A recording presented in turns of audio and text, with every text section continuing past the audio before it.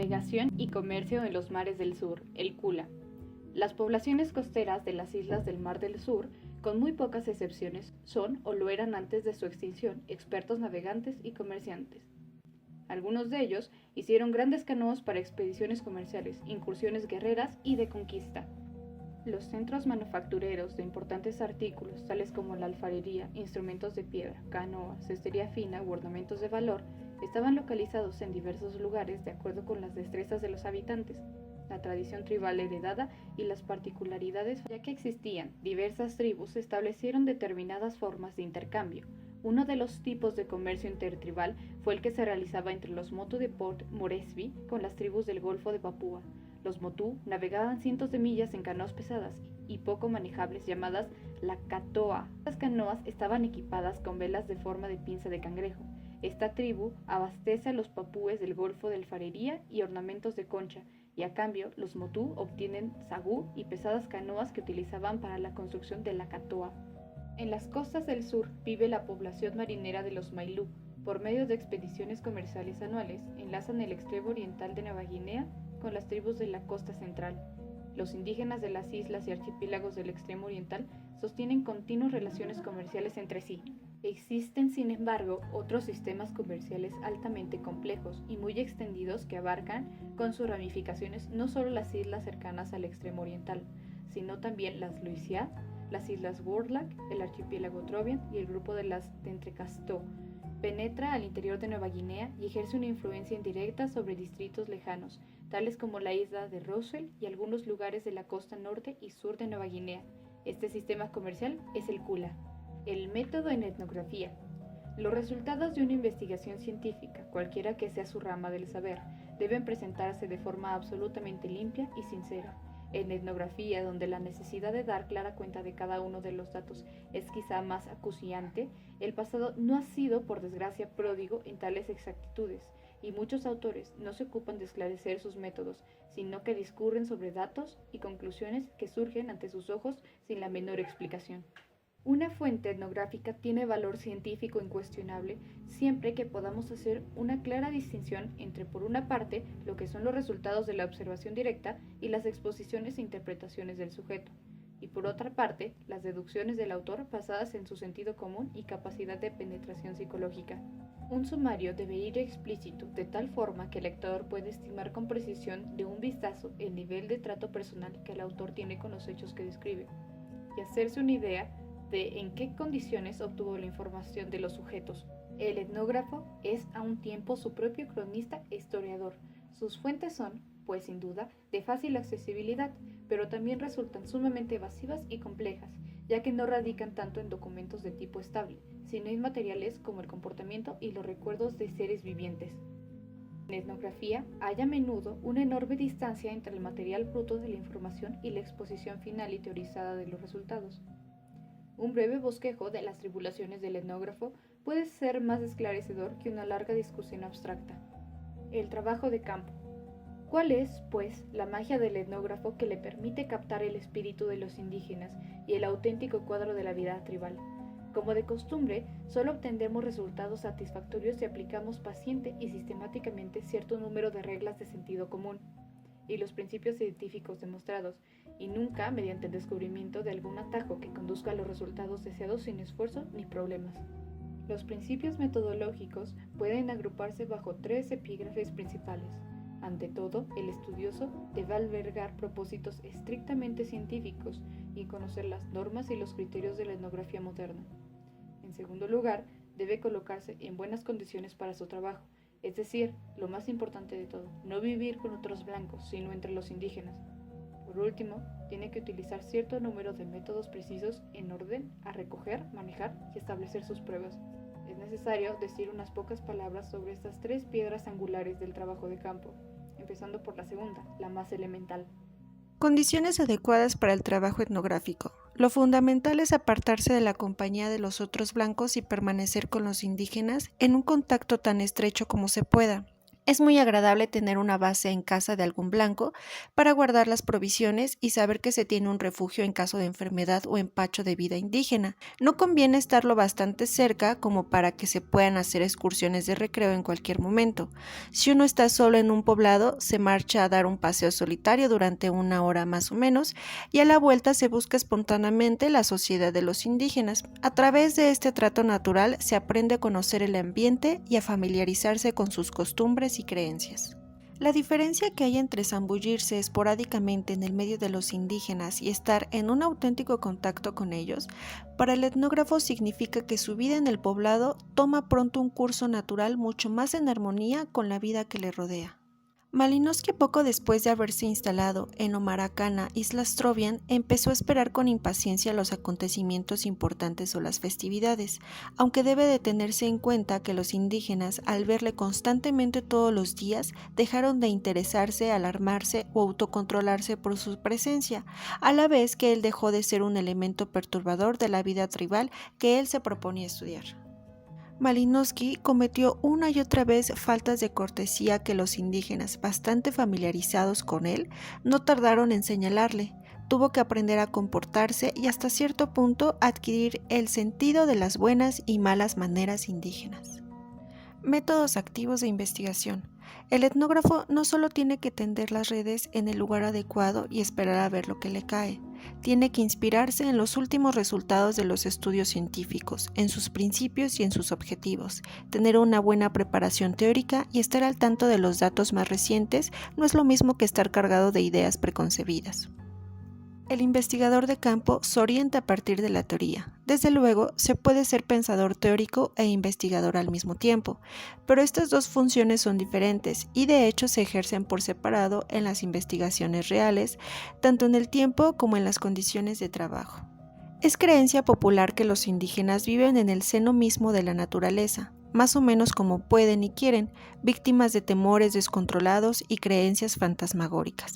Les vemos enredados en una malla de deberes, funciones y privilegios que corresponden a una elevada organización tribal, comunal y de parentesco. Sus creencias y prácticas no están de ninguna manera desprovistas de cierta coherencia, y los conocimientos que poseen del mundo exterior les bastan en muchos casos para guiarse en sus actividades y empresas, que llevan a cabo con vigor. Así que el ideal primordial y básico del trabajo etnográfico de campo es dar un esquema claro y coherente de la estructura social y destacar de entre el cúmulo de hechos irrelevantes las leyes y normas que todo fenómeno cultural conlleva. El etnógrafo de campo tiene que dominar con seriedad y rigor el conjunto completo de los fenómenos en cada uno de los aspectos de la cultura tribal estudiada, sin hacer ninguna diferencia entre lo que es un lugar común carente de atractivo o normal y lo que llama la atención por ser sorprendente y fuera de lo acostumbrado.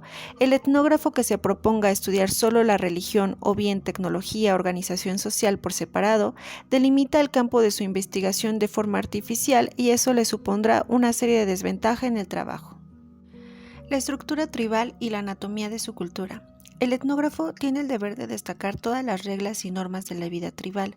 Todo lo que es fijo y permanente debe reconstruir la anatomía de su cultura y describir la estructura de la sociedad. Las normas de las instituciones indígenas son el resultado automático de la interacción entre las fuerzas mentales de la tradición y las condiciones materiales del medio ambiente. La diferencia es que en nuestra sociedad cada institución tiene sus miembros instruidos, sus historiadores, sus archivos y documentos, mientras que la sociedad indígena no tiene nada de eso. Una vez la diferencia ha sido vista, debe encontrarse un medio para superar esta dificultad. Para el etnógrafo, la solución consiste en recoger datos concretos de pruebas testimoniales y forjar sus propias deducciones y generalizaciones. El método de verter la información en la medida de lo posible en gráficos o cuadros sinópticos debe aplicarse prácticamente a todos los aspectos de la vida indígena. Una genealogía no es más que un cuadro sinóptico de cierto número de relaciones de parentesco conectadas entre sí. Un etnógrafo que pretenda inspirar confianza debe exponer clara y concisamente, en forma tabularizada, cuáles han sido sus observaciones directas y cuáles son las informaciones indirectas que sostienen su descripción. Cada fenómeno debe de ser estudiado desde la perspectiva lo más amplia posible. de sus manifestaciones concretas y procediendo a un examen exhaustivo de los ejemplos que se especifiquen. Los resultados deben tabularse en una especie de cuadro sinóptico, a la vez útil como instrumento de estudio y como documento etnológico. Este método podría llamarse el método de documentación estadística a partir del ejemplo concreto. La vida indígena. Se trata de la descripción de los rasgos íntimos de la vida indígena, de las capacidades para hacernos llegar a estos aspectos con los que solo es posible familiarizarse a través de un estrecho contacto con los indígenas. Cualquiera que sea forma, durante un largo periodo de tiempo, ciertos exponentes del trabajo científico, en especial de los que han venido a llamarse trabajo de prospección, nos proporcionan un excelente esqueleto, por así decirlo, de la estructura tribal, pero carecen por completo de vida. Es necesario, pues, enriquecer el estudio observando la manera en que se practican las costumbres, cuál es el verdadero comportamiento de los indígenas sometidos a los preceptos tan exactamente formulados por el etnógrafo, y muchas excepciones que casi siempre se dan en todos los fenómenos sociológicos. Si el investigador de campo adopta las condiciones de vida descritas con anterioridad, conseguirá una posición mucho más ventajosa que la de ningún otro blanco residente para mantener un verdadero contacto con los indígenas, pues ningún residente vive en la población indígena, salvo durante periodos muy breves, y cada cual tiene sus ocupaciones que lo absorben una buena parte del tiempo. Por otra parte, si un comerciante, misionero o funcionario entra en relaciones estrechas con el indígena, pero tiene que convertirlo, influenciarlo o utilizarlo, ello le imposibilita la observación imparcial y desprejuiciada e invalida toda posible sinceridad, por lo menos en el caso de los misioneros y funcionarios. Viviendo en el poblado sin otra ocupación que no sea observar la vida indígena, se presencia una y otra vez el desenvolvimiento cotidiano de las ceremonias y las transacciones. Se tienen ejemplos de las creencias tal y como son vividas en la realidad y el cúmulo de vivencias de la auténtica vida indígena rellena. Esta es la razón por la que el etnógrafo, trabajando en las condiciones previamente descritas, puede añadir algo fundamental al frío esquema de la estructura tribal, aportando toda clase de detalles sobre el comportamiento, el escenario y los pequeños incidentes. Será capaz de decir en cada caso si un acto es público o privado, cómo se desarrolla una asamblea y lo que representa. Podrá juzgar un acontecimiento es normal y corriente o extraordinario. En esta clase de trabajo, a veces conviene que el etnógrafo deje de lado la cámara, el cuaderno y el lápiz, e intervenga él mismo en lo que está ocurriendo.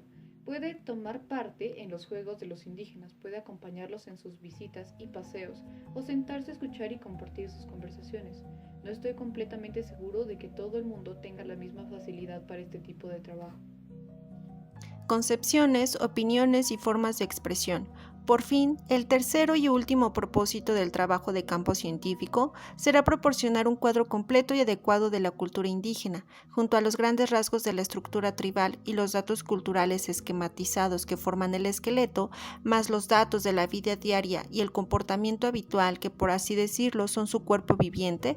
Es necesario todavía tener en cuenta la mentalidad, las concepciones, las opiniones y la forma de expresarse del indígena. En todos los actos de la vida tribal se dan, en primer lugar, la rutina prescrita por la costumbre y la tradición, luego la forma en que se lleva a cabo y por último la interpretación que le dan los indígenas de acuerdo con su mentalidad. Un hombre que se somete a las diversas obligaciones impuestas por la costumbre, que actúa según la tradición, lo hace obedeciendo a ciertos móviles, para corroborar ciertos sentimientos guiados por ciertas ideas.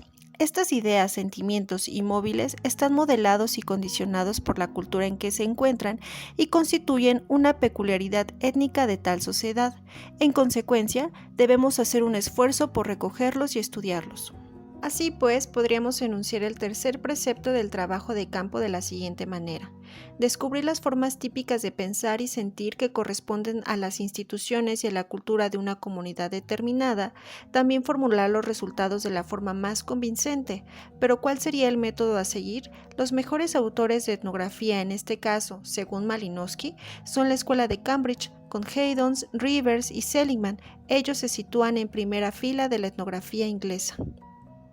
El etnógrafo puede dar un paso adelante en esta dirección si aprende la lengua indígena y la utiliza como instrumento de investigación. Cuando Malinowski trabajaba en lengua quiriguiniana, tuvo algunas dificultades para escribir los relatos traduciéndolos directamente tal y como solía hacer al principio para tomar sus notas. A medida de que Malinowski progresaba sus conocimientos del idioma, escribía más y más cosas en quiriguiniano, hasta que por último acabó escribiendo exclusivamente en esta lengua, tomando notas con rapidez, palabra por palabra de cada relato. Tan pronto hubo alcanzado este nivel, se dio cuenta de que de este modo estaba adquiriendo al mismo tiempo un abundante material lingüístico y una colección de documentos etnográficos que creó necesario reproducir tal y como fueron tomados, aparte de usarlos para la redacción de este trabajo. Resumen de la argumentación. La organización de la tribu y la anatomía de su cultura debe recogerse en un esquema preciso y claro. El método de documentación concreta estadística es el medio que permite construir tal esquema. 2. Dentro de este entramado hay que insertar los imponderables de la vida real y el tipo de comportamiento. Estos datos se consiguen gracias a la observación minuciosa y detallada, en forma de una especie de diario etnográfico, que es posible gracias a partir de un estrecho contacto con la vida indígena. 3. Una colección de informes, narraciones, características, expresiones típicas, datos de folclore y fórmulas mágicas se agrupan en el Corpus Inscriptionum, exponente de la mentalidad indígena. Estas tres vías de acceso conducen a la meta final, y el etnógrafo nunca debería perderlas de vista. La meta es, en resumen, llegar a captar el punto de vista del indígena, su posición ante la vida y comprender su visión de su mundo. Tenemos que estudiar al hombre y debemos estudiarlo en lo que más íntimamente le concierne, es decir, en aquello que le une a la vida. En cada cultura, los valores son ligeramente distintos, la gente tiene distintas aspiraciones, cede a determinados impulsos y anhela distintas formas de felicidad.